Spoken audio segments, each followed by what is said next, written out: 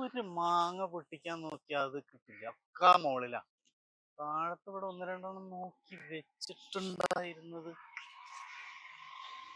ഇടയിലൊന്നുണ്ട്, കിട്ടുന്നില്ല. ഏനോ, ആ, ഏനോ, ആ. ഞാൻ ഒരു കാര്യം പറഞ്ഞു, നിങ്ങളോട് ദേഷ്യപ്പെടുവോ? എന്താണ്? എന്താ ദേഷ്യപ്പെടുവോ?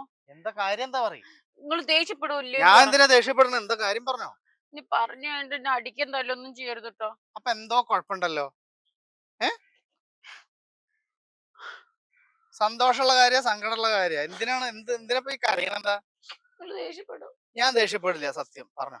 എന്താണ് സത്യം? സത്യമായിട്ടും ഞാൻ ദേഷ്യപ്പെടില്ല. എന്താ കാര്യം? അതെ, എനിക്ക് പേടിയാൻ വേണ്ടി പറയാനൊക്കെ. ഈ പറഞ്ഞടോ, ഞാൻ ഒന്നും ചെയ്യില്ല. ഞാൻ പറഞ്ഞില്ലേ, ഞാൻ ദേഷ്യപ്പെടില്ല. എന്താ സംഭവം? എന്താ? ഞാനിപ്പോ പ്രഗ്നൻസി ടെസ്റ്റ് ചെയ്ത് നോക്കിയേ, ആ, അപ്പൊ പോസിറ്റീവാ കാണുന്നത്. അയ്യോ, അടിപൊളി അടിപൊളി. ഇതിനെന്തിനാ ദേഷ്യപ്പെടുന്നത്?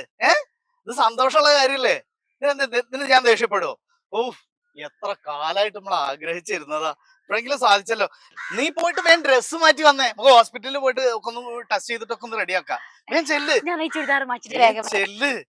വരാം. അല്ല, അവിടെ ഈ എന്തിനാണ് ഞാൻ തല്ലുന്ന് പറഞ്ഞ ഈ വക കാര്യത്തിന്? ഇത് സന്തോഷം ഉണ്ടാക്കുന്ന കാര്യല്ലേ, ഇതിനെന്തിനാ ഞാൻ തല്ലണത്? അതെ, ഞാൻ ഇതേപോലെ കോളേജ് പഠിക്കുന്ന സമയത്ത് പ്രഗ്നന്റ് ആയപ്പോഴേ എന്റെ ഉപ്പാനോട് പറഞ്ഞു, എന്റെ ഉപ്പന്റെ ഒരു ഒറ്റ അടിയായിരുന്നു. അതൊന്നും നോക്കണ്ട, ഈ വേമ്പോ